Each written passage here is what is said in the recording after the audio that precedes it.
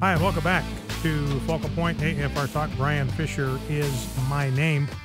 Great to have you in the conversation today. Number to call if you'd like to join is 888-589-8840, 888-589-8840.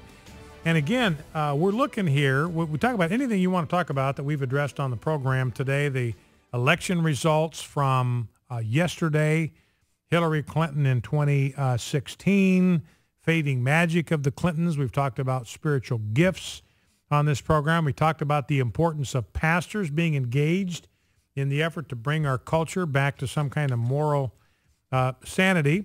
So glad to have you weigh in on any of that. Looking for biblical proof that handshakes are okay.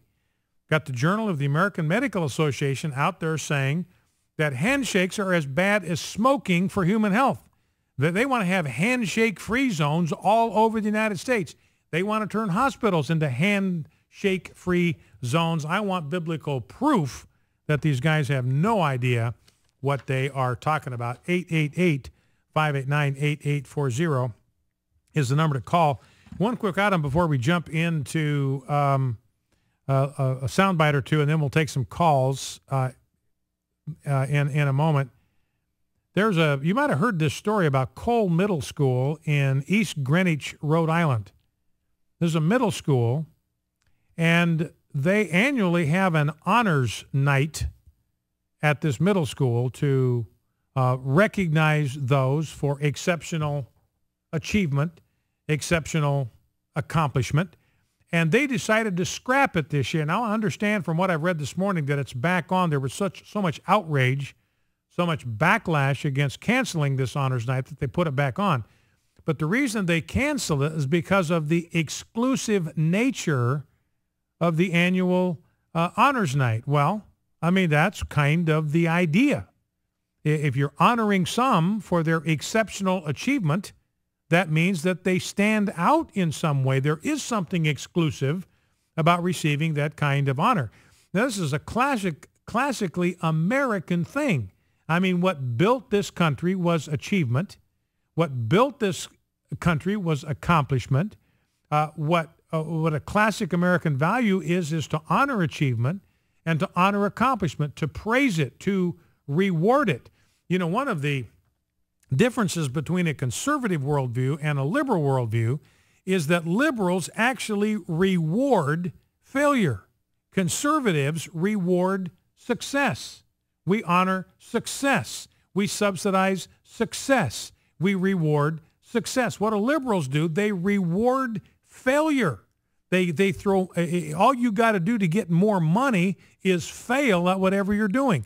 Now they're talking about throwing $100 million at the city of Detroit because their Democratic leadership has driven that city into complete and utter bankruptcy. They're getting a $100 million reward from taxpayers for driving that city into bankruptcy.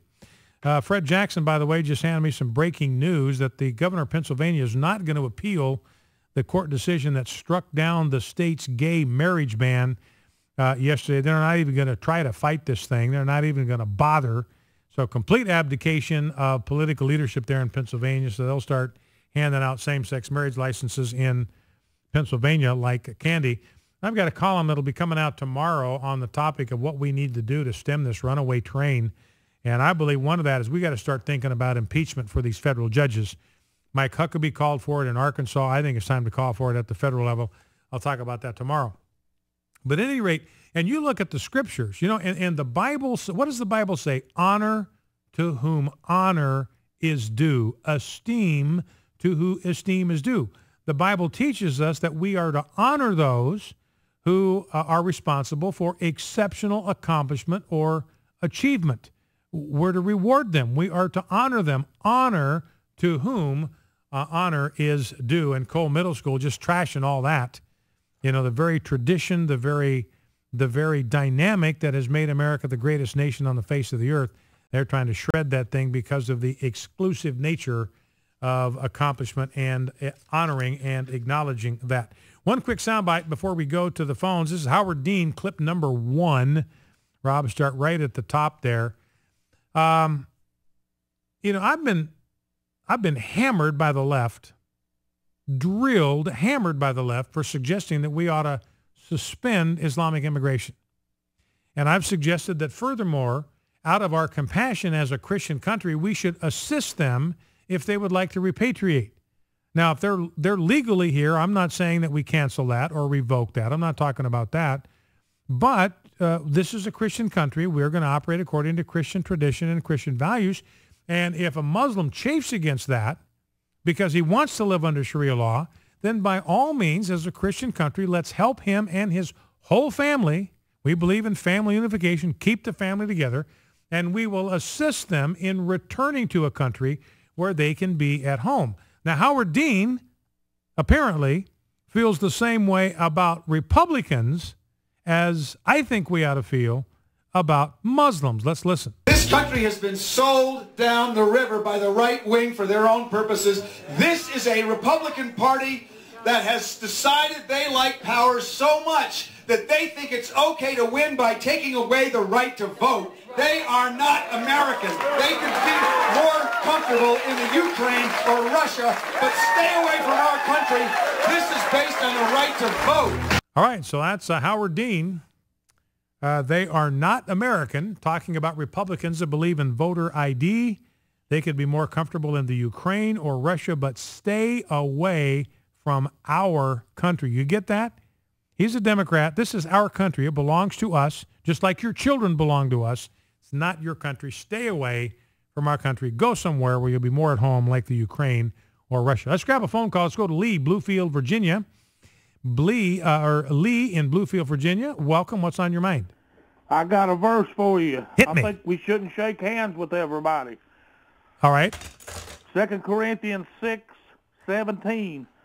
Wherefore come out from among them, and be ye separate, saith the Lord, and touch not the unclean thing. I am not going to line up to shake hands with the likes of Hillary and Hillary Clinton.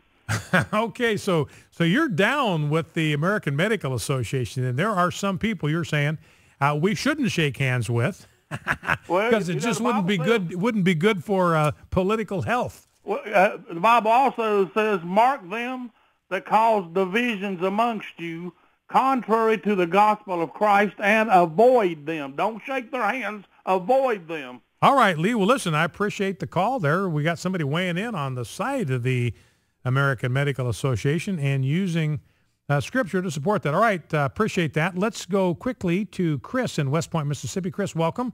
What's on your mind? I had the answer to your question there. Yes, sir.